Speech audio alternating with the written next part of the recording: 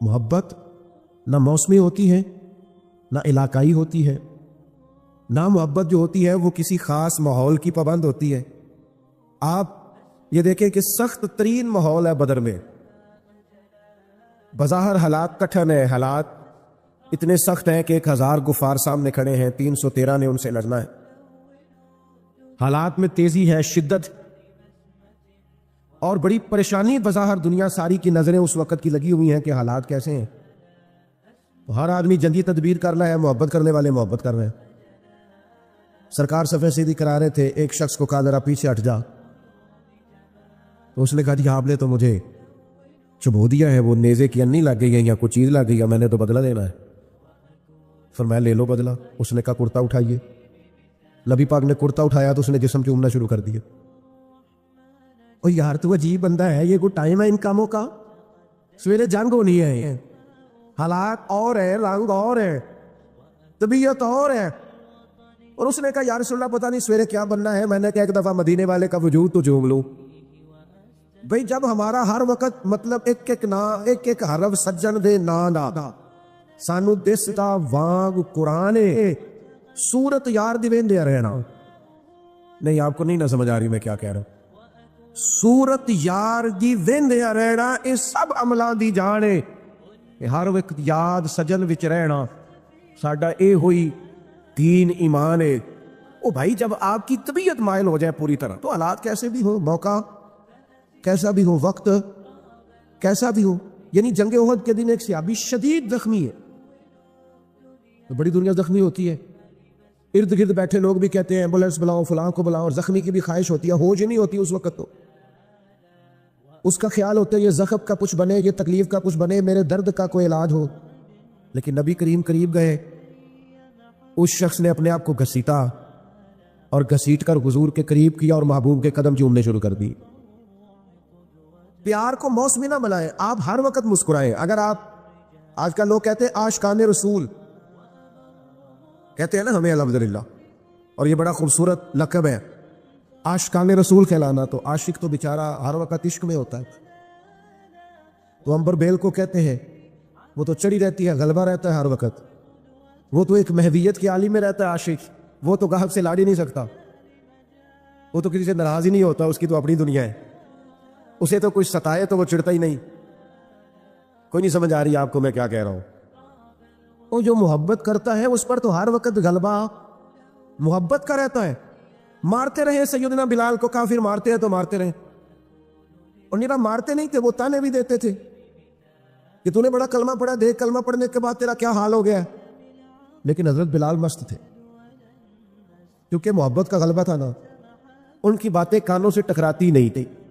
اصل ہم پتہ کیا کرتے ہیں، وہ سالو دی فلانے نے گل کی ہے، بھائی پھر کیا ہو گیا، ایک بات نہیں صحیح جا سکی، فلاں نے کہا آپ جھنڈیاں لگاتے ہیں، فلاں نے کہا آپ دیگے پکاتے ہیں، تو چنگا ہوا کیا میں ایک دفعہ جلسے سے نکلا باہر، شروع کی بات ہے، تو میں اپنی گاڑی کی طرف جا رہا تھا، 2-3 لوگ ساتھ تھے، تو ایک نوجوان نے پیچھے سے آواز کسی کہنے لگا ملا دیو، تو میں نے پلٹ کے دیکھا، تو پریشان ہو گیا کہ نہ تی سن لیا، میں انہوں آکے کری پھر آخ، یہ تیرے لیے تان نہ ہوئے گا، ساڑھے لیے تے تمغہ ہی، ہاں یہ تے تمغہ ہی، لوگ کہتے ہیں فلانا فلانی پارٹی کا، فلانا فلانی پارٹی کا، فلانا فلانے گروپ کا، میں اس گروہ سے ہوں جو مدینے والے کا میلاد مناتا ہوں۔ سنے جی، اللہ آپ کو جزا دے، سنے تو بھئی آپ چیزوں کو تانا نہ بنائے، مینا نہ بنائے، آپ اس کا مزہ لیں۔ دیکھیں نا، اگر آپ پریشان ہو جاتے، آپ نے باداری رکھ لی تو کسی نے کیا ہو مولوی، پریشانی والی گل ہے، کیوں پریشان ہوتے ہو، تو ٹینشن والی بات ہے، یہ تو مزیدار بات ہے۔ جے کر یار دے نام دا ملے میڑا، انہوں چولی پا لئیے پنجے سٹیے نا، تے لا کے سینے چ عشق رسول بوٹا او دی سانب کریے، کدے پٹیے نا۔ جے کر یار دے نام دی ملے سولی تے چوٹا چوٹ لئیے، پیچھا ہٹیے نا۔ آپ ناز کریں، ناز۔ آپ کو پتہ ہے نبی پاک نے غریبی کو ناز بنا دیا ہے، غریبی ناز بن گئی۔ حضرت خدیجہ الکبریٰ کو سمجھ آئی کہ مدینے والے کو غریبی پسند ہے، انہوں نے سارا مال خیرات کر غریبی اختیار کر دیا۔ حضرت ابو بکر صدیق کو سمجھ آئی کہ محبوب کو فقر اختیاری ہے میرے نبی کا, فقیری پسند ہے, سارا مال دے کے نا تو ٹاٹ کا لباس پہن کے آ گیا. جو محبوب کو پسند ہے, جس طرح اس کا خیال ہے, جو اس کی رضا ہے, جنج رکھے اونج رہنا ہے. او بھائی آپ پر جب تک ہر وقت محبت غلبہ نہیں نہ رکھتی, ہر وقت جب تک آپ کی طبیعت پر غلبہ نہیں رہتا پیار کا اور نبی پاک کے پیار کا, زندگی مزیدار نہیں.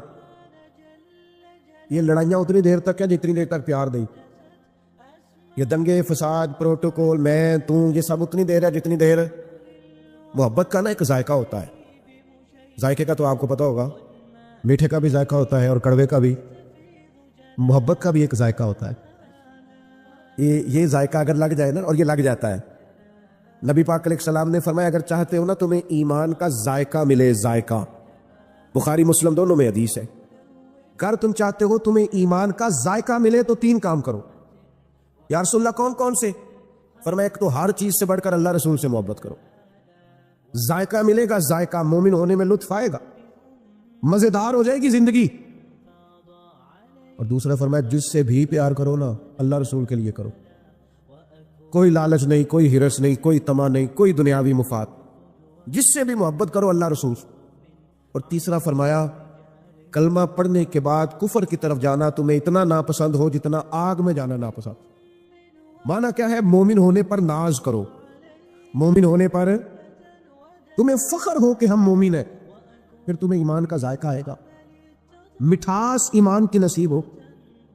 اگر تمہیں فخر ہو جائے کہ شکر ہے اللہ کا ہم مومن ہیں, ہم نا چھوٹی چھوٹی بات پہ کڑوے ہو جاتے ہیں, ذرا ذرا سی بات پر ہماری انا کو ٹھیس پہنچتی, چھوٹے چھوٹے مفاد کی خاطر بڑی بڑی باتوں بڑے بڑے ملی نقصان کرتے ہیں. محبت کا جن لوگوں پر غلبہ تھا وہ کیف کا شکار تھے. کوئی سختی, کوئی تلخی, کوئی قسم کا بوجھ, کوئی پریشر ان کی محبت کو لے جا نہیں سکتا. آپ کو پتہ ہے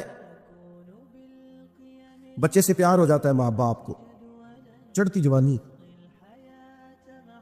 اور عنفوان شباب, خواہشات جوان, لیکن بچے سے پیار ہو گیا نا تو بیوی کہتی ہے اپنے کپڑے بھی لے لے عید پہ, کہنا میرے ٹھیک نے, تو بالا دے بڑا, تو اسے کوئی یار حد ہو گئی ہے, تو جوان آدمی ہے اور تو شیشے کے آگے سے ہٹا ہی نہیں کرتا تھا. تو کہتے پرانی بات ہے نا, اب دل کرتا ہے کہ زیادہ پیارے میرے بچے لگے. محبت ہے نا بچوں سے. آپ اس بات کو سمجھے, ہم نا ہماری طبیعتوں میں ہمارے لہجوں میں وہ غلبہ نہیں ہوتا جو ایک مومن پر غلبہ رہتا ہے. جب یہ غلبہ, لوگ کہتے ہیں سارے لوگ غلط ہیں لہذا میں بھی غلط ہو گیا ہوں, نا بندہ نے انجی کرنی چاہیے جی. یہ صحابہ کا نعرہ نہیں تھا. وہ کہتے تھے کوئی کچھ بھی کرے ہم نے خلق محمدی کا اظہار کریں صلی اللہ تعالی علیہ وسلم. وجہ کیا تھی؟ وجہ اتنی تھی کہ محبت غالب ہو گئی, طبیعت پر پوری طرح چھا گئی. اپنے آپ کو ترش نہ رکھا کرے, تلخ نہ رہا کرے, چھوٹی چھوٹی بات پہ ناراض نہ رہا. ہم ناراض بڑی جلدی ہوتے ہیں, ناراض ہی رہتے ہیں اور ناراضگیاں بتاتے رہتے ہیں, دیکھو جی کی کر چھڑیا بندیاں نے. اور جناب میرا ایک سنگی ہے, ایک دن مجھے کہنے لگا لوگ جلسوں کا بندوبست نہیں ٹھیک کرتے, انتظام نہیں ٹھیک کرتے, رش زیادہ ہو جاتا ہے اور آنے والے بھی خیال نہیں کرتے, رستہ نہیں دیتے آتے.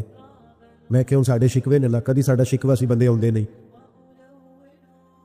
کبھی شکوہ یہ ہے, وہ ایک دن میرے ادارے کے جو ہمارے ناظم ہے, پیار والا بچہ ہے, وہ کہنے لگا اب جگہ کم ہے, اب تعداد بہت زیادہ ہے, بچے داخل نہیں کر سکتے زیادہ. وہ کہتے ہیں جی بندے ویکو جی گل نہیں سمجھتے, انہوں نے آخیا کہ کمرے کو نہیں, تھان کو نہیں, کتنے رکھیے وہ تھا. میں کیا ایسی لوگ سن جڑے کہنے سن لوکی بچے مدرسے داخل نہیں کراندے. او بھائی آپ ہر عنوان پر ہی تلخ ہو جاتے, ہر پہلو پر ہی ناراض ہے, ہر حوالے سے ہی کوئی نہ کوئی دل میں سختی پیدا کر لی. آپ نرم رہیں, آپ پیار کریں. کل بیٹی دعا مانگ رہی تھی یا اللہ بچہ دے, آج وہ کہتی ہے میری گل نہیں مانی بات. دیکھو جی نے ستایا بڑا ہے. او بھائی آپ تھوڑا سا نا آپ حوصلہ کریں, تھوڑا پیار کریں, تھوڑی محبت کریں, لہجہ پیار والا بنائیں. آپ کا رنگ ڈھنگ اپنا ہونا چاہیے. فقیروں کے سٹائل اپنے ہوتے ہیں, ان کا طرز حیات اپنا ہوتا ہے. حضرت ابو ذر غفاری سردار آدمی تھے, مالدار تھے, دبدبا تھا, تن تنا تھا. اچانک ایک دن ایک بندے نے دیکھا کہ جس طرح کے کپڑے انہوں نے پہنے اسی طرح کے غلام نے پہنے. یہ ہوتا نہیں نا روٹین میں. اے جڑے دیندار پیران نے رکھے نے نا ملازم, انہوں نے کپڑے بھی نہیں جلدے انہوں ورگے جنہوں نے رکھیا ہے. ہاں جڑے حقوق تے تقریرا کرتے ہیں نا انہوں نے بھی یہ رنگ آئے ہایا خدا بندہ یہ تیرے سادہ دل بندے کدھر جائے شہنشاہی بھی عیاری ہے درویشی بھی عیاری بڑی مصیبت ہے جو لوگوں کو فقیر فقیر ہونے کا درس دے رہے ہیں خود امیر امیر ہوتے جا رہے ہیں او بھائی حضرت ابو ذر غفاری سردار ہو کر مالدار ہو کر ایک امیر کبیر مزاج کے وہ لوگ ہوتے تھے تو جس طرح کے کپڑے انہوں نے پہنے اسی طرح کے غلام نے پہنے تو کسی نے پوچھ ہی لیا بے موسم پھل تھا نا اس زمانے میں یہ کام ہوتا تو تھا نہیں پوچھ لیا جناب عجیب بات ہے آپ کے اور غلام کے کپڑے ایک جیسے حضرت ابو ذر غفاری فرمانے لگے پہلے ایسا نہیں تھا یہ ساری برکتیں مدینے والے محبوب کی ہیں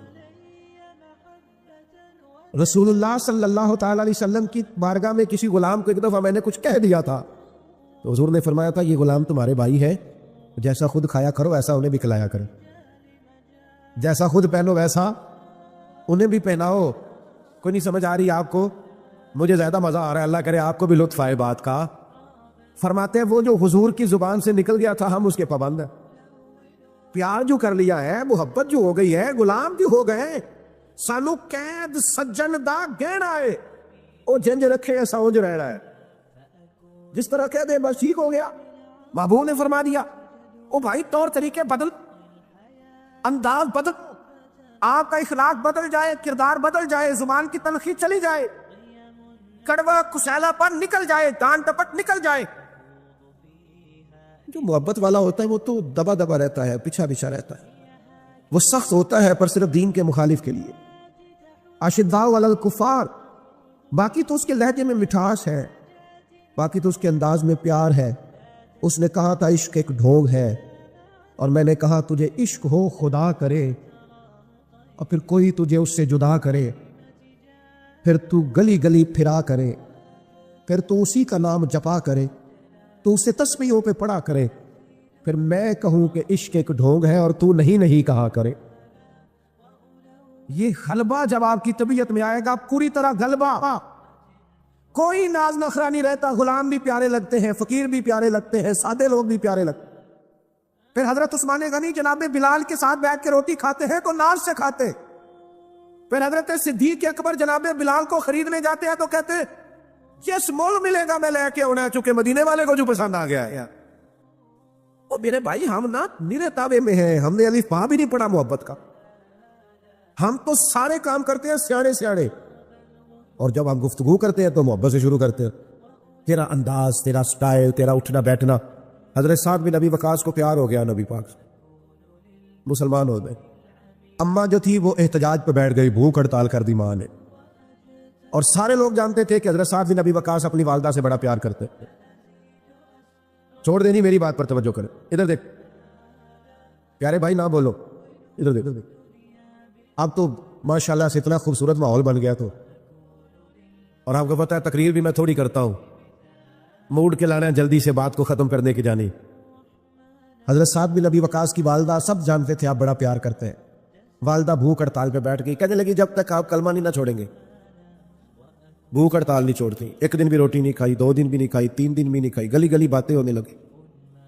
باتیں تو ہوتی ہیں حضرت سیدنا سعد بن ابی وقاص ماں جیسے کہتی تھی کر لیتے تھے جا کے نا تو والدہ کے پاس کھڑے ہو گئے ادھر دیکھنا میری طرف کہنے لگے اماں میں تیرا ہی پتر ہوں نا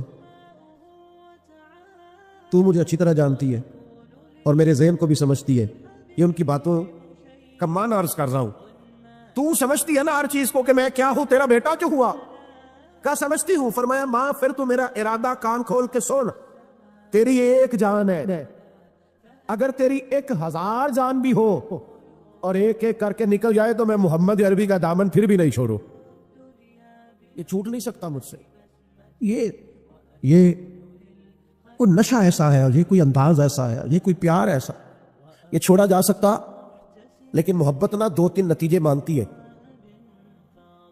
ایک تو محبت کرنے والا کبھی بد خلق نہیں ہوتا کیونکہ محبت کڑوا بولنے نہیں دیتی وہ ہمیشہ با اخلاق ہوتا ہے ہاں آپ کے لفظوں سے بھی پتا چلے کہ محبت والے ہیں ایسا نہ ہو کہ لفظ تیر برسائیں اگر آپ حضور سے محبت کرتے ہیں تو سب سے پہلے اپنا اخلاق ٹھیک کریں کیوں میں دلیل دینے لگا انہیں کیوں اخلاق ٹھیک کریں اس لیے کہ نبی پاک نے فرمایا میرا سب سے پیارا وہ ہے اور قیامت کے دن میرے سب سے زیادہ قریب وہ ہوگا.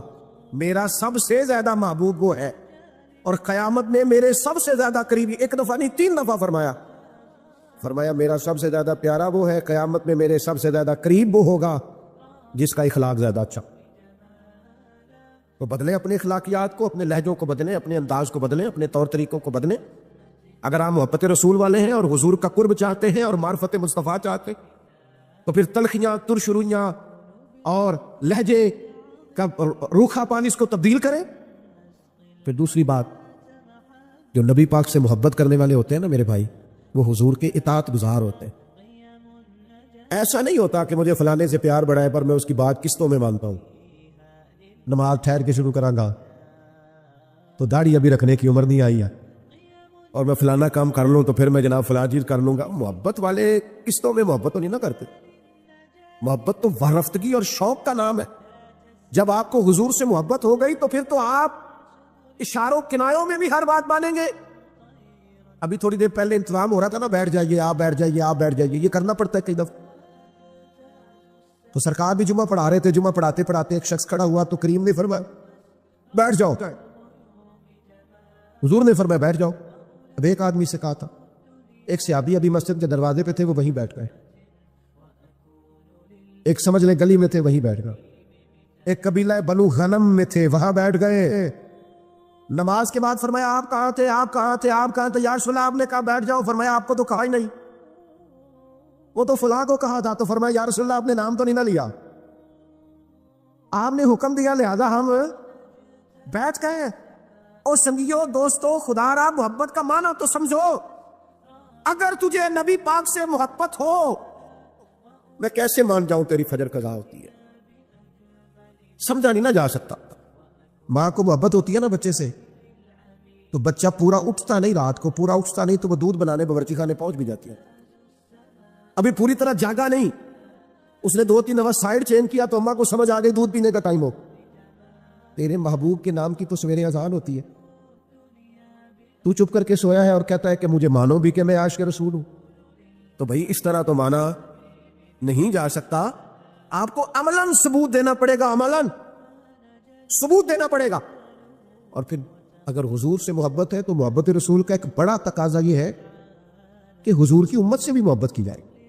اپنے گروپ سے نہیں, اپنی جماعت, اپنی تنظیم, اپنی پیری مریدی, اپنے کھاتے, اپنا آنا, اپنا جانا, اپنے طور طریقے اگرچہ بت ہیں جماعت کی آستینوں میں. اور مجھے ہے حکم ازاں لا الہ الا امت سے پیار ہو, امت سے, امت کی بات کر, امت کی. اگر تو عاشق رسول ہے تو سچ بتا, کبھی رات کو سوتے ہوئے فلسطین کی بیٹیاں یاد آئی ہیں؟ اگر تجھے واقعی پیار ہے رسول اللہ صلی اللہ علیہ وسلم سے تو بتا کہ خون میں نہلایا ہوا سارا غزہ کبھی تنہائی میں بیٹھ کر تجھے خیال آیا؟ تیری توجہ پیدا ہوئی ہے, تیرا کبھی ذہن بنا ہے؟ لیکن بس اپنی زندگی میں مست, ہر کوئی مست مئے ذوق تنے آسانی ہے. ایدری فقر نے دولت عثمانی, تم کو اسلاف سے کیا نسبت روحانی. بھائی اگر حضور سے محبت ہو تو پھر نبی پاک صلی اللہ تعالی علیہ وسلم کی امت سے پیار ہو. یہ تو نہیں ہو سکتا نا کہ ایک گلی میں 10,000 کا پیزا بھی آئے رات کو اور اسی گلی کے اندر بچے بھی روتے ہو کہ ان کے پاس روٹی کوئی نہیں. ایسا تو نہیں نہ ہوتا. میرے بھائی اپنی زندگی میں مزاج میں محبت کے اصول تو سمجھے, قاعدے تو سمجھے. بیٹا خاموشی سے سنتے, خاموشی سنتے, اللہ آپ کو جزا دے, آپ بڑے پیارے, خاموشی سے سنتے. اب کچھ نہ کہیں نہیں, کل محبت بھی ہو رہی تو لڑائی کر رہے ہو جناب, درویش آ جاؤ. آپ سنیں, بس 2-1 باتیں اور کرنی ہے, مضمون مکمل ہو گیا. حضور کی امت کا پیار, اور پھر نبی پاک سے محبت ہو اور خدمت دین کا جذبہ ہی نہ ہو. میں بھی حقوق بیان کرتا ہوں علماء کے, ائمہ کے, لیکن میری رائے یہ ہے کہ ہم خادم ہیں, اگر ہماری کوئی خدمت بھی نہ کرے تو ہم نے تو دعویٰ کیا محبت رسول کا. نبی پاک کے دین کی ترویج کے لیے, اشاعت کے لیے, دین آگے بڑھانے کے لیے, مسجدوں کی تعمیر کے لیے, ادارے, مدارس, بچوں کو قرآن پڑھانا, بچیوں کو تعلیم دین دینا, اخلاقیات کا سبق دینا, کیا یہ ہماری ذمہ داری کا حصہ نہیں؟ اس کے لیے دور جدید کے تقاضوں کی روشنی میں ہماری منصوبہ بندی کیا ہے, ہمارا ارادہ اور پروگرام کیا ہے؟ لیکن چونکہ ہم نے دعویٰ کر دیا اور ہم کہتے ہیں پھر ہمیں مانو بھی, اور جبرن مانو ہے. تو محبت رسول کے تقاضے کو سمجھو. نبی پاک علیہ السلام کی محبت جو پیغام دیتی ہے اس پیغام کو عملاً اپناؤ. پھر سچ بتاؤ, محفلوں میں نعتیں سنتے ہو, کبھی یہ بھی دل کیا رات کو تنہائی میں مدینے والے کی نعت سنے, اکیلے میں کسی کو پتہ نہ ہو, اور انسان اکیلے میں بیٹھ کے اور حضور کی سبز جالی اور مدینے کا تصور باندھ کے کہہ رہا ہو, بڑی امید ہے سرکار قدموں میں بلائے, کرم کی جب نظر ہوگی مدینے ہم بھی جائیں گے, اور اگر جانا مدینے میں ہوا ہم غم کے ماروں کا تو مکینے گنبد خضرا کو حال دل سنائیں گے. یہ بھی تو ہمارے دل میں خواہش ہو نا, اکیلے میں نعت پڑھنا. اور پھر اگر حضور سے پیار ہو تو کبھی ایسا بھی ہو کہ آج اور کوئی کام نہیں, صرف درود و سلام. حضور کی بارگاہ کے نام ایک تو محبت والا لہجہ بنائے, عشق رسول کو خالی محفل تک جلوس تک محدود نہ کرے. آپ دکان پر بھی عاشق رسول بنے, آپ لوگوں سے لین دین کرتے وقت بھی عاشق رسول بنے, معیاری زندگی بنائے, معیاری زندگی, تاکہ لوگوں کو پتہ چلے یہ ایک عاشق رسول کی زندگی ہے. لیکن اگر زندگی میں کوئی معیار ہی نہیں, اگر کسی شخص کو پتہ چلے کہ فلاں چیز کے اندر بڑا نفع ہے, بڑی برکت ہے, سارے وہی سٹارٹ کر لیتے ہیں, تو اگر کسی کو پتہ چل جائے نا کبھی کہ رمضان میں کتنی برکت ہے, تو یہ میں نہیں کہتا, یہ ذرا نبی رحمت علیہ السلام کا ارشاد سنیے گا اور ذرا اسے سمجھیے گا, اس پر غور کیجیے. یعنی رمضان کی ساری فضیلتیں حضور نے خود بیان فرمائی. یہ بھی بیان فرمایا کہ رمضان میں اللہ نفل کا ثواب فرض کے برابر دیتا ہے اور فرض کا ثواب 70 گنا بڑھا دیتا ہے. نبی پاک علیہ السلام نے یہ بھی فرمایا کہ جو ایمان اور احتساب کی نیت سے اس ماہ مبارک میں قیام کرے گا اس کو اللہ تعالیٰ بڑی فضیلت دے گا کہ اس کے پچھلے سارے گناہ معاف کر دیے جائیں گے. یہ ساری شانیں بیان کرنے کے بعد جو ایک جملہ حضور نے ہمارے ذہنوں میں چھوڑا ہے نا, جو ایک بات, اس کو سمجھیں, اس پر غور کریں. ساری عظمتیں بیان کرنے کے بعد محبوب فرماتے ہیں اگر تمہیں پتہ چل جائے نا, یعنی تمہیں بتا دیا ہے, سمجھا دیا ہے, لیکن ابھی بھی اس کی اتنی عظمتیں, اتنی بلندیاں, اتنی رفتیں ہیں کہ اگر تمہیں پتہ چل جائے رمضان میں آ کر برکت ہے کتنی, عظمت ہے کتنی, اگر تمہیں پتہ چل جائے تو فرمایا تمہارا دل چاہے گا کہ سارا سال رمضان ہی رہے, کوئی اور مہینہ آئے نہ. صرف یہ آپ اس بات کو سمجھو. ہمارے ہاں نا ایک تو فضیلت روز سنتے ہیں تو کچھ بعض اوقات اللہ معاف کرے کمزوری آ جاتی ہے, دوسرا یہ کہ چونکہ ہر چیز کمرشل ہو گئی ہے, ہر چیز, تو رمضان میں بھی لوگ دیکھتے ہیں کہ کون سا نیا کاروبار کس طرح چلانا ہے اور کون سی چیز کتنی مہنگی کرنی ہے اور کس معاملے میں اب ذرا ہم نے تھوڑی سی تیزی دکھانی ہے. خدا کے بندو, یہ تو عبادت کا مہینہ ہے, تو اللہ کو راضی کرنے کا مہینہ ہے. آپ یہاں بھی دیکھ رہے ہیں کہ اب مثلا کون سی چیز زیادہ بکے گی تو وہ میں پہلے سے سٹارٹ کر لوں گا تو کیا بنے گا, اور رمضان کو میں کیسے بیچ سکتا ہوں اور کیا خرید سکتا ہوں. جہاں آسانی کرنی چاہیے تھی وہاں بھی لوگ سمجھ سے بالا تر کام کرنا شروع کر دیتے. تو اس ماہ مقدس میں, اس ماہ نور و سرور میں تو زیادہ سے زیادہ عبادت کرنی تھی اور اللہ کے بندوں کو آسانی دینی, لیکن لوگ توجہ ہی نہیں کرتے, غور ہی نہیں کرتے. تیسری بات جو اس ماہ مقدس میں ہمیں بڑی سمجھنی چاہیے, ایک تو فضائل پر غور کرنا چاہیے, دوسرا اس کو کسی صورت بھی کمرشل نہیں بنانا چاہیے کہ اب بھلا میں اس میں کیا کما سکتا ہوں, کیا لے سکتا ہوں, کیا پرافٹ آ سکتا ہے. یہ معاملہ تھوڑا سا نا تکلیف کا باعث بنتا ہے. بعض اوقات آزمائش ہوتی ہے کہ یار ہم ہر چیز کوئی اب اس طرح کا بنا لیں گے. تیسری بات بنیادی رمضان شریف میں جس سے پالا پڑتا ہے اور جو سمجھنے کے لائق ہے, رمضان میں آخرت کی تیاری کرنا زیادہ ضروری ہے. یہ ایک خاص بات ہے جو ہمارے اندر عام ہو گئی ہے, اس پر آپ نے توجہ کرنی ہے. رمضان میں آخرت کی تیاری کرنی, اور ہر عشرے کی اپنی فضیلت ہے, آخری عشرے میں سب سے زیادہ آخرت کی تیاری کرنی.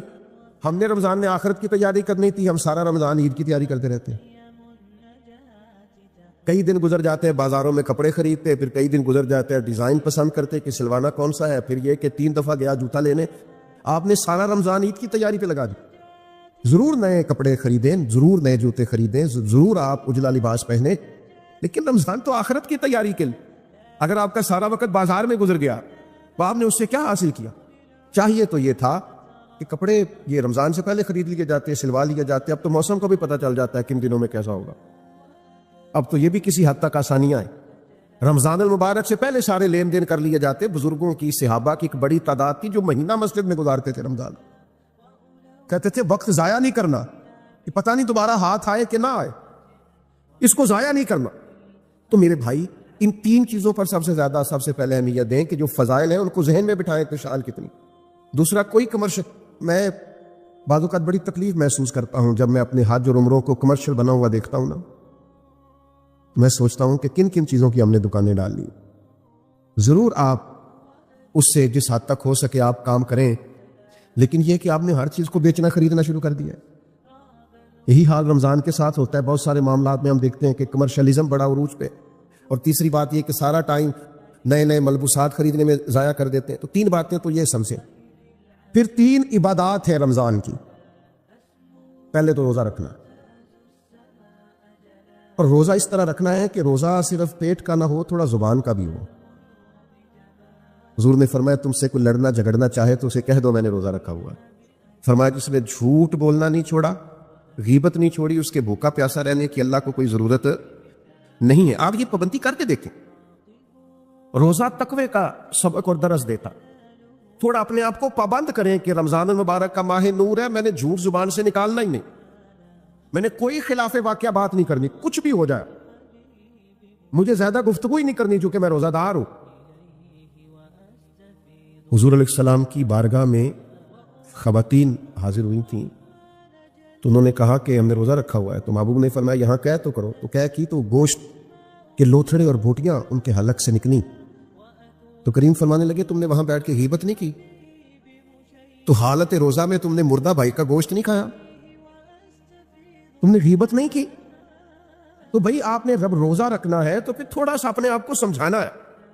کوئی جھوٹ نہیں، کوئی غیبت نہیں، کوئی بدی نہیں، کوئی بددیانتی نہیں، کوئی بد نظری نہیں، کوئی بے حیائی نہیں. رمضان المبارک کا چاند طلوع ہوتے ہی اب اپنے آپ کو پورے طور پر کنٹرول کریں. رمضان محتاط رہنے کا مہینہ ہے، اس میں تھوڑی سی احتیاط کریں، اس میں تھوڑا سا غور کریں. اور اب تو الزام بھی کسی پہ نہیں دے سکتے کہ فلانے نے کرایا، شیطان تو ویسے ہی قید ہوتا ہے. اب تو اس کا نام لے کے جان بھی نہیں چھوٹ رہے گی، وہ تو قید میں ہے. اب تو اپنے آپ پر پابندی ہی لگانی ہے. اب تو یہ کہ کنٹرول کرنا ہے. تو پہلی بات یہ کہ روزے کو بڑے حسن کے ساتھ ادا کریں، بڑی پاکیزگی کے ساتھ. روزہ بڑی نعمت ہے. آپ یقین کریں روزہ رکھا ہوا ہوتا ہے نا انسان نے تو عجیب سی وہ روحانیت محسوس کرتا ہے. روزہ عقیدہ توحید کا بہت بڑا اظہار ہے. پتہ چلتا ہے کہ یہ بندہ رب کو ماننے والا ہے. کیوں؟ کہ آپ گھر کے اندر اکیلے ہیں اور دروازے سارے بند ہیں اور کھانے کو ہر چیز پڑی ہے تو کیوں نہیں کھول کھا رہے آپ چوری لوگوں سے؟ بہت ساری عبادات میں لوگ معاذ اللہ دکھاوا نہیں کر لیتے. ہر چیز موجود ہے گھر میں، فریزر بھرا ہوا ہے انواع و اقسام کی چیزوں سے. کیوں نہیں کھا رہے؟ اس لیے نہیں کھا رہے کہ میرا رب مجھے دیکھ رہا ہے. عقیدہ توحید کی اتنی مضبوطی حالت روزہ میں حاصل ہوتی ہے کہ بندہ نور علی نور ہو جاتا. تو یہ ایک بہت بڑی پریکٹس ہے رمضان المبارک کے اندر کہ پھر انسان اپنی مجموعی زندگی میں اسے لاگو کرے کہ مجھے صرف کیمرے کی آنکھ نہیں دیکھ رہی، مجھے وہ رب دیکھ رہا ہے جسے نہ اونگ آتی ہے نہ نیند آتی. یہ بہت بڑی ایک سعادت ہے. اور آپ پھر اس سے جو روحانیت پھوٹتی ہے، جو جلوے بنتے ہیں، جو رعنائی پیدا ہوتی ہے. حضور علیہ السلام نے فرمایا رب کو تو روزہ دار کے منہ سے جو خوشبو آتی ہے وہی بڑی پیاری لگتی ہے. اللہ کو پسند بڑی وہ جو تیرے منہ سے بو آتی، خوشبو آتی، وہ اللہ کو محبوب ہے. تو روحانیت کے ساتھ روزہ رکھا جائے. دوسری بات، رمضان اور قرآن کا آپس میں بڑا تعلق ہے. ابھی میں نے آیت پڑھی نا، شہر رمضان الذی انزل فیہ القرآن. رمضان اور قرآن کا آپس میں بڑا گہرا رشتہ ہے. نبی کریم صلی اللہ تعالیٰ علیہ وسلم کی بارگاہ میں حضرت جبریل امین علیہ السلام رمضان میں حاضر ہوتے تھے اور قرآن مجید کا دور کرتے تھے. بڑے خوش نصیب ہیں وہ حفاظ کرام جو قرآن مجید کا دور کر رہے ہوتے ہیں. نبی کریم حضرت جبریل امین کو قرآن مجید سناتے، پھر حضرت جبریل امین حضور کو قرآن مجید سناتے. یہ مسجدوں میں جب حفاظ، قراء، آئمہ یہ بیٹھ کر قرآن مجید پڑھ رہے ہوتے ہیں تو یہ ان جلووں کی یاد تازہ کرتے ہیں جو جلوے محبوب نے دکھائے اور حضرت جبریل امین کے ساتھ دور فرمایا. رمضان المبارک میں خوب قرآن مجید پڑھیں اور قرآن مجید سے جڑ جائیں اور قرآن مجید کی لذت پیدا کرے. دیکھیں اللہ کا فضل ہے امت پر. یہ کبھی نہیں ہو سکتا کہ کہیں مسجد موجود ہو اور حافظ موجود نہ ہو. یہ تو ہو سکتا ہے کہ کسی حافظ کو مسجد نہ ملے اور وہ رہ جائے، اس دفعہ قرآن مجید نہیں سنا سکا. یہ نہیں ہو سکتا کہ کسی مسجد والوں کو حافظ نہیں ملا اور وہ قرآن مجید نہیں سن سکے. یہ ممکن ہے. لوگ کہتے ہیں علماء کیا کر رہے ہیں، تو میں نے کہا ہے رمضان دیکھ لو گا کیا کر رہے ہیں. ہمارے مدارس نے اللہ کے فضل سے اتنے حفاظ بنا دیے کہ اب ہر معاملے میں آپ کو کہیں کمی نظر آ سکتی ہے، یہاں نہیں آئے گی اللہ کے فضل سے. نہ کبھی آپ یہ کہیں گے کہ آج مسجد میں جمعہ نہیں ہوا چونکہ جمعہ پڑھانے والا کوئی نہیں تھا. یہ اللہ نے امت پر فضل فرمایا، اہلیان پاکستان پر فضل فرمایا. تو قرآن مجید کے حافظ بھی ہیں، قاری بھی ہیں، عالم بھی ہیں، ترجمہ کرنے والے، تفسیر کرنے والے بھی موجود ہیں. اب ضرورت ان لوگوں کی ہے جو قرآن مجید سے محبت کریں. محفلوں میں رک کے آتے ہیں نا، فلانی نعت سناؤ، نعت کا بڑی اچھی بات ہے، بھیجا کریں. لیکن کبھی کبھی نا یہ بھی رکا بھیجا کریں کہ دل بڑا کر رہا ہے سورہ رحمان سنائیں. اب ہلکے ہلکے بولے آپ، اور کچھ نے تو صرف گھورا ہی ہے. وہ دے بھائی رکا آتا ہے نا جی، فلانی نعت بڑی پسند ہے، تو بھائی ایک رکا لکھ کے بھیجو نا، جناب سورہ ملک بڑی پسند ہے، ذرا سنائی جائے. یہ آپ رکا لکھے نا اور لکھ کے بھیجے نا، میرا دل کر رہا ہے سورہ ابراہیم کی تلاوت ہو، سورہ نوح کی تلاوت ہو، سورہ یوسف کی تلاوت. یہ بھی ذوق پیدا کرے، یہ بھی اپنے دل میں لائیں چیز. ہمارے ملک میں نا ایک رواج بن گیا ہے، ہر چیز کو مشکوک کر دو، شک پیدا کر دو. اور نہیں جی نہیں، اس کے بغیر بھی گزارا ہو سکتا ہے، اور نہیں جی نہیں یہ کوئی فرض واجب نہیں ہے، اور نہیں جی یہ ضروری نہیں ہے. مزاج بن گئے. اور پھر اس طرح کے لوگ چونکہ انوکھی بات کرتے ہیں، یہ ہٹ کے بات کرتے ہیں، تو دل کو بڑی اچھی لگتی ہے، نفس بڑی جلدی قبول کرتا ہے. لوگ کہتے ہیں وہ فلاں مولانا اتنا پڑھا لکھا ہے، وہ کہہ رہا تھا کہ کوئی ضروری نہیں. کچھ سالوں سے نا ہمارے ملک میں تراویح کے خلاف بھی بڑا پراپوگنڈا ہوتا ہے، اور بڑا جم کے ہوتا ہے. وہ جی فرض نہیں جی واجب نہیں، کس نے کہا ہے کہ فرض واجب ہے؟ لیکن سنت تو ہے نا، عبادت تو ہے نا. کیا جناب فاروق اعظم رضی اللہ تعالیٰ عنہ نے باقاعدہ جماعت نہیں کروائی؟ کیا نبی کریم علیہ السلام نے خود تشریف لا کر کے تراویح کی نماز نہیں پڑھائی؟ ہر چیز کو مشکوک بنا دینا. لوگ جڑے ہوئے ہیں، اللہ کے فضل سے آتے ہیں، اور سال میں ایک موقع بنتا ہے جب سنانے والے قرآن مجید سنا لیتے اور سننے والے سن لیتے. میں نے بوڑھے بزرگ دیکھے اپنی زندگی میں کہ ان کو دعوت دے رہا ہے کچھ شخص اور کہہ رہا ہے آج افطار میرے ساتھ کر لے، تو وہ کہنے لگے یار میں نے نا قرآن مجید اپنی مسجد میں سننا شروع کیا ہوا ہے، اور میرا آج 23واں پارا میرا دل نہیں کر رہا، تو میں ذرا مکمل کر لوں، 27 پہ ختم ہو جائے گا تو پھر میں آ جاؤں گا. یار کتنا مزہ آتا ہے یہ باتیں سن کے، کتنا ذائقہ آتا ہے کہ قرآن مجید سے بندہ جڑا ہوا ہے، اس کی ترتیب چل رہی ہے. اور اب تو میں ایسے دوستوں کو بھی جانتا ہوں کہ جو رات کو وہ ترجمے کے ساتھ ایک پارا دیکھتے ہیں جو انہوں نے اگلی رات سننا ہوتا ہے، وہ دن بھر کہیں اس کا مطالعہ کرتے رہتے ہیں کہ پھر کچھ نہ کچھ شناسائی ہو جائے گی، رات کو سنیں گے تو مزہ دوبالا ہو جائے گا. تو لوگ قرآن مجید سے جڑے ہیں، اللہ کے کلام سے جڑے ہیں، قرآن پاک سے جڑے. اور آپ یہ ہے کہ مشورے دے رہے ہیں گھر بیٹھ کے کہ کوئی ضروری نہیں. کس نے کہا ہے ضروری ہے؟ لیکن کیا تم نے وہ محبوب کی حدیث نہیں سنی، نہیں پڑھی کہ محبوب علیہ السلام نے فرمایا رمضان اور قرآن دونوں اللہ کی بارگاہ میں بندے کی سفارش کریں گے. رمضان کہے گا اللہ میں نے اسے دن بھر کھانے سے روک کے رکھا، اور قرآن مجید کہے گا مالک یہ رات کو کھڑا ہو کے پڑھتا سنتا رہا. فرمایا رمضان اور قرآن کی سفارش سے اللہ بندے کی مغفرت فرما دے. قرآن مجید سے تعلق بنا ہے. اور یہ رات کا قیام ہے، آپ کی میں بات نہیں کرتا، میرا ویسے ہلکا سا تجربہ یہی ہے کہ مل کے جماعت کے ساتھ کام ہو جائے تو ہو جائے، تنہا ڈیوٹی لگائی جائے نا. کچھ دوست ایسے ہیں وہ تراویح جماعت سے پڑھ لیں تو پڑھ لیں، رہ جائیں تو سستی ہو جاتی. صحیح کہہ رہا ہوں؟ یہ اہتمام کے ساتھ ہو جائے تو ہو جائے، ورنہ بہت ساری جگہوں پہ سستی رہ جائے. تو رات کے قیام کا اہتمام کریں. نبی پاک علیہ الصلوۃ والسلام نے فرمایا جس شخص نے رمضان المبارک میں احتساب کی نیت کے ساتھ قیام کیا اور ایمان کے ساتھ قیام کیا، اللہ اس کے پچھلے سارے گناہ معاف فرما دے. اور ایک اور چھوٹا سا مشورہ بھی آپ کو دینا ہے. آگے پیچھے تو بڑا مشکل ہوتا ہے سحری میں اٹھنا، تو رمضان میں تو اٹھنا ہی اٹھنا ہے نا. ایسا نہ کریں کہ جب صبح اٹھیں تو 10 منٹ پہلے اٹھیں، 4 رکعتیں تہجد کی بھی پڑھیں. اٹھنا تو ہے، تو کیا سعادت ہے. ایک روایت میں فرمایا کہ ہر نیکی پر تو ثواب ہوتا ہے نا. فرمایا جب نوجوان اٹھ کے سویرے تہجد پڑھتا ہے تو رب اسے دیکھ کے مسکراتا ہے جو اس کی شان کے لائق. کتنی عظمت کی بات. آپ صبح 10-15 منٹ پہلے اٹھے، 4 رکعتیں، 6 رکعتیں، 8 رکعتیں، 12 رکعتیں تہجد کی پڑھے، اس کے بعد پھر آگے چلے. تو ایک تو روزہ اہتمام سے، اور دوسرا قرآن مجید سے تعلق، نوافل سے تعلق، تھوڑا سا نا مطلب انسان وقت نکالے، عبادات میں رہے. سارا سال ہم خبریں سنتے ہیں ٹی وی پہ اور موبائل پہ، تو انقلاب آ گیا پھر خبریں سننے سے. اگر ملک تبصروں سے ٹھیک ہوتا نا تو سب سے پہلے پاکستان ٹھیک ہونا تھا. اس لیے کہ جتنے تبصرے ہمارے ملک میں ہوتے ہیں کسی اور جگہ بڑے تبصرے، ہر آدمی کی جیب میں موبائل اور ہر بندہ ہی سے آفی ہے، ہر ایک کے پاس یہ اندر کی خبر ہے اور سارے تبصرے کر رہے ہیں. میرے بھائی 1 مہینہ تبصرے رہنے دو، میری تو مانو تو خبریں بھی رہنے دو. آپ 1 مہینہ اپنے آپ کو قرآن مجید سے جوڑو. آپ کوشش کرو خوب توجہ کے ساتھ اللہ کی عبادت. اور ایک تیسری عبادت جو بڑی اہم ہے رمضان میں، اور وہ ہے اللہ کے راستے میں خرچ کرنا، خیرات کرنا، سخاوت کرنا۔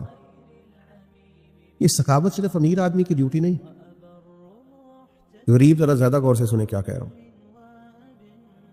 نبی پاک علیہ السلام نے فرمایا تم ایک کھجور اللہ کے راستے میں دیتے ہو نا، ایک کھجور، پھر سنو کیا عرض کر رہا ہوں، ایک کھجور تم اللہ کے راستے، کیا مثلا قیمت ہے آج ایک کھجور کی، اور ہمارے یہاں کیا حیثیت ہے؟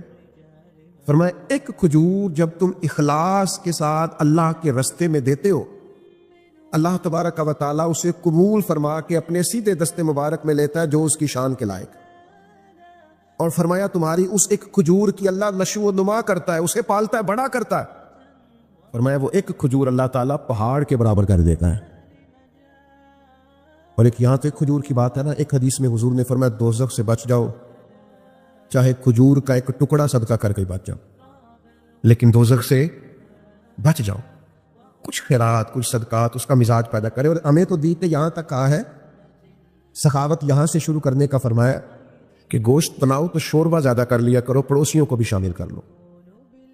نبی کریم علیہ السلام نے فرمایا شوربہ ذرا زیادہ کر لو، پڑوسیوں کو شامل کر لو۔ کچھ لوگ سخاوت کا مزاج نہیں رکھتے، وہ کہتے ہیں میں خود بڑا غریب ہوں۔ او بھائی بانٹنے کا مزاج تو بنائے، اللہ عطا بھی کرے گا۔ 2 آدمیوں کا کھانا 3 آدمی کھا سکتے ہیں، 3 کا 4 آدمی کھا سکتے ہیں۔ ہم نے دیہاتوں میں وہ بزرگ بھی دیکھے جو صرف اپنی پکی ہوئی افطار لے کے مسجد میں چلے جاتے تھے، کہتے تھے شاید کو مسافر بھی آ جائے تو میں شامل کر لوں گا، صرف اپنے لیے جو افطار کا سامان تھا اسی کو ذرا بڑھا کے لے جاتے کہ مسجد میں جا کے کھولتا ہوں روزہ، شاید وہاں مجھے کوئی مسافر مل جائے۔ سخاوت مال سے ہوتی نہیں اگر بندے کا دل بڑا نہ ہو، صرف پیسوں سے نہیں ہوتی اگر ظرف بڑا نہ ہو، اور بندہ غنی ہمیشہ دل کا ہوتا ہے۔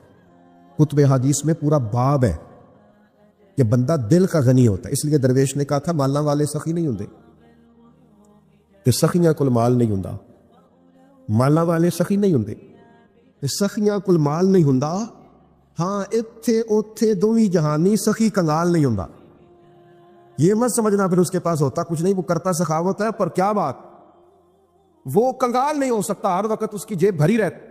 میرے بھائی خوب سخاوت کریں۔ نبی پاک علیہ السلام نے فرمایا کسی کو روزہ افطار کراؤ، اتنا ثواب اسے رکھنے کا ملے گا اتنا تمہیں افطار کرانے کا ملے گا۔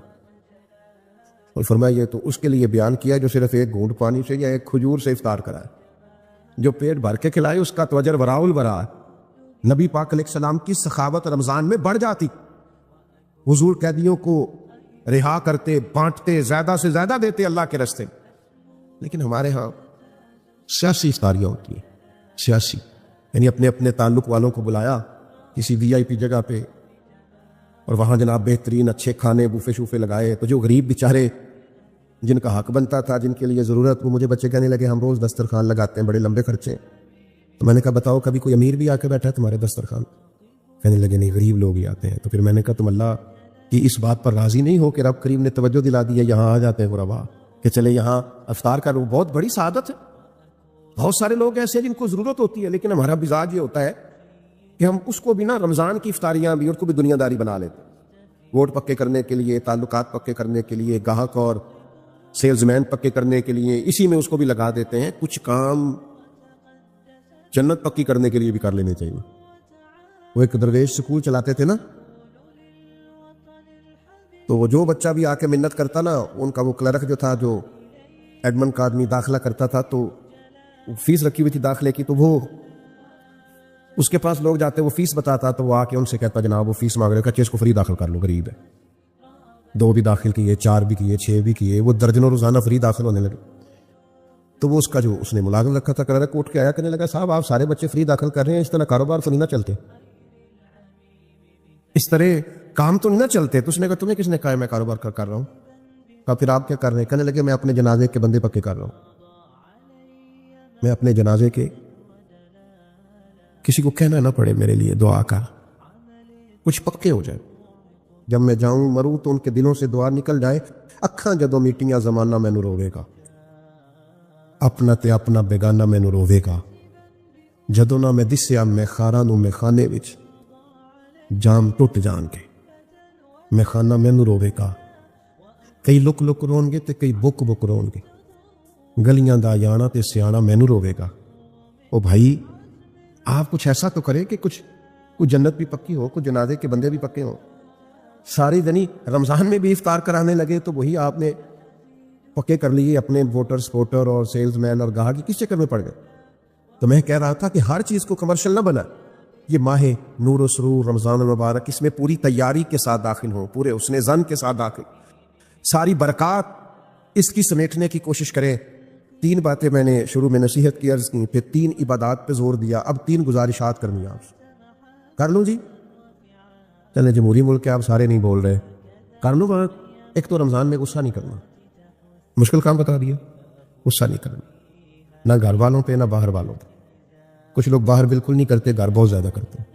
تو غصہ نہیں کریں، چھوڑ دیں. اس سے نا روحانیت پہ بڑا اثر پڑتا ہے. کبھی کبھی غصہ انسان کو تکبر تک لے جاتا ہے، وہ خطرناک صورتحال ہو جاتی ہے، روحانی زندگی میں بڑی تباہی مچاتا ہے. دوسری گزارش آپ سے یہ کرنی ہے کہ ماہ رمضان المبارک میں کوشش کریں آپ جن سے آپ ناراض بھی ہیں نا، اگر کچھ ایسا ہے نا کہ آپ ان کو معاف نہیں کر پا رہے تو رمضان میں کر دیں معاف، بوجھ اتر جائے گا. آپ تو معاف کر کے دیں نا اللہ کی بارگاہ میں. آپ تو گنجائش پیدا کریں نا، آپ نے روزے رکھنے، اللہ کے حضور حاضر ہونا، معاف کر دیں. یہ معافی بڑی برکت والی چیز ہے، کلیجہ ٹھنڈا ہو جاتا ہے. بدلہ لے کے انسان تنگ ہوتا ہے، انتقام لے کے اور زیادہ گھٹن فیل ہوتی ہے، لیکن معاف کرنے سے سکون پیدا ہوتا ہے، ٹھنڈک محسوس ہوتی ہے. تیسری میری گزارش آپ سے یہ ہے، رمضان المبارک میں لوگوں کے لیے آسانیاں کرنے کی کوشش کریں. خود سے محسوس کر لیں کہ کہاں آپ کی ضرورت ہے اور آپ وہاں پہنچ جائیں. اگر آپ کہیں نماز پڑھنے کے لیے بھی جاتے ہیں تو ایثار کا مظاہرہ کریں، دوسروں کو گنجائش دے دیں، دوسروں کو موقع دے دیں. اگر آپ کا کہیں لین دین ہے اور سامنے والا تنگ دست ہے تو اس ماہ مبارک میں کم از کم اس کے لیے آسانی رکھیں، گنجائش کریں. جس حد تک ہو سکے دوسروں کو تکلیف سے بچائیں. آہستہ آہستہ نہ کچھ شدتیں سی پیدا ہو گئی ہیں مسلمانوں کے دلوں میں، اپنی ذات کے لیے رنجشیں بڑھ گئیں. خوبصورت ترین لوگ بھی بعض اوقات حالات کے تقاضوں کی وجہ سے اس طرح کا معاملہ کرتے ہیں جو ان کی شخصیت کے ساتھ میچ نہیں کرتا. محسوس ہوتا یار تو بڑا عظیم آدمی ہے، تیرا نہیں بنتا یوں کرنا، تو بہت بڑے قد کاٹ کا آدمی ہے، تیرا معیار بڑا بلند ہے، تیرا نام بڑا اونچا ہے، تیری سوچیں اور تیرے وچار بڑے پائے کے ہیں، تجھے اس طرح نہیں کرنا چاہیے. رمضان شریف بہت بڑی تربیت کا ماہ مبارک. کوشش فرمائیں اس میں کہ آپ درگزر سے کام لیں، آپ آسانی کریں، آپ کوشش کریں کہ کسی شخص پر بوجھ نہ بنے. میں تراویح پڑھنے کے لیے لوگ آیا کرتے تھے تو ایک دفعہ حافظ صاحب سے نا کچھ ان کو مشابہ زیادہ لگے سنانے میں، تو ایک دوست کہنے لگے کہ میں نے ان سے بات کرنی ہے. میں نے کہا آج نہ کرنا. کہنے کیا مطلب؟ میں نے کہا آج آپ نے بات نہیں کرنی، اس لیے کہ وہ پہلے خود بڑے ڈسٹرب ہیں، وہ جو زیادہ لگے ہیں نا ان کو درمیان میں جا کے وہ پچھلوں کی انہوں نے ٹینشن لی ہے کہ میں تو اتنا یاد کیتا یہ کہ بڑے ہیں، تو آپ کو نہیں پتا تو بوجھ کیوں بنے ہم کسی کی طبیعت پہ. تو آج نہ سارے ان کو شاباش دے کے گزر جاتے ہیں، تو کل بات کریں گے. تو اللہ نے فضل کیا، کل ایسا ہو گئی کچھ نہیں.